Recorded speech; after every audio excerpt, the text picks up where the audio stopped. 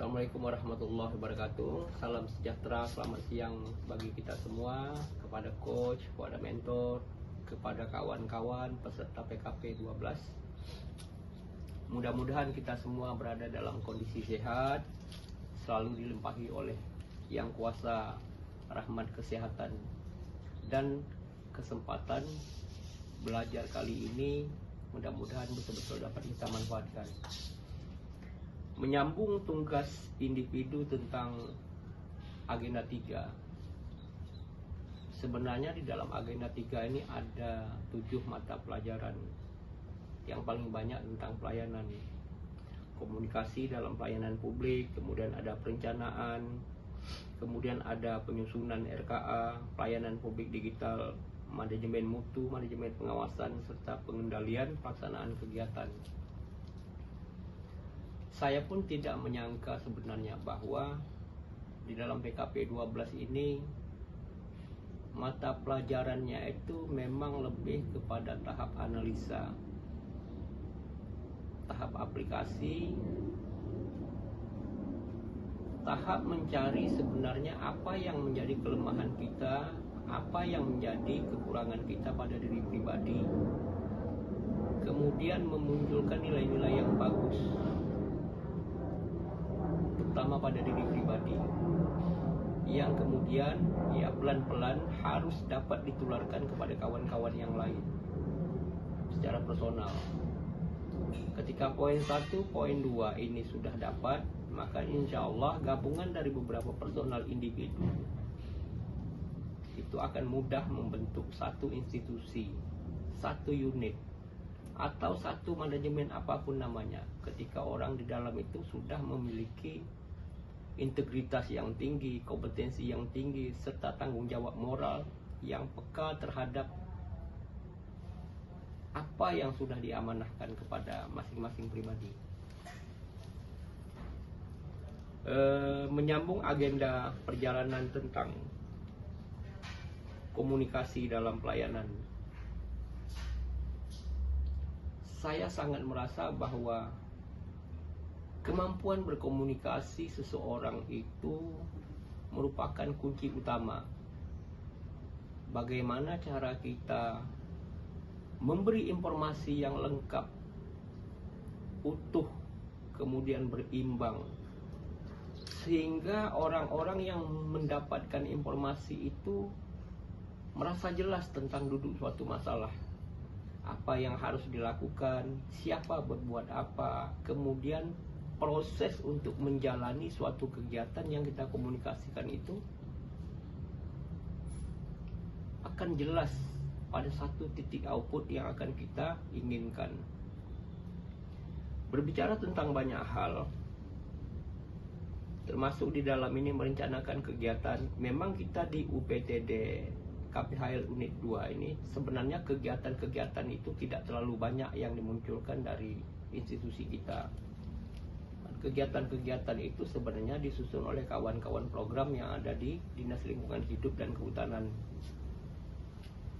Tetapi kita yang di Batam ini banyak menjalin kemitraan, banyak menjalin kerjasama dengan pihak-pihak luar, terutama yang berkaitan dengan climate change, peningkatan keanekaragaman hayati, kemudian mitigasi konflik teritorial, yang pada pemahaman saya membutuhkan analisa-analisa, membutuhkan pengawasan, membutuhkan mutu yang terstandar. Pada agenda inilah baru saya memahami, mudah-mudahan kedepannya dapat dengan utuh pemahaman saya, bagaimana kita mengelola, bagaimana kita menyusun, bagaimana kita melakukan pengawasan. Ketika itu sudah terjadi, bagaimana cara kita mengendalikan pelaksanaan kegiatan tersebut, sehingga apa yang kita rencanakan itu berjalan, di tengahnya bagus, di ujungnya bagus, sampai outcome yang akan kita inginkan jauh-jauh hari ke depan, jauh-jauh tahun ke depan itu dapat tercapai.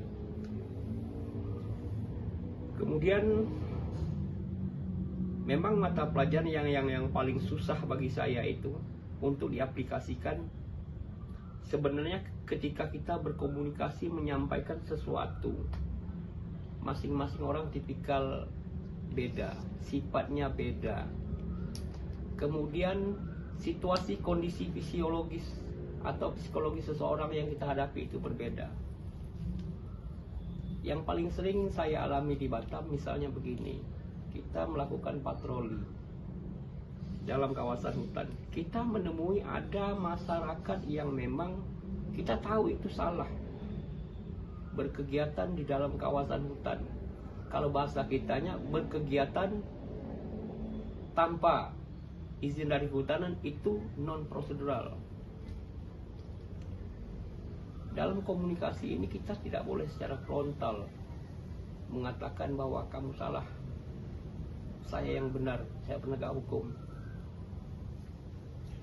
Dengan upaya-upaya pendekatan kemanusiaan yang lebih halus, lebih bersahabat, rata-rata kasus-kasus semacam ini akan terselesaikan dengan baik.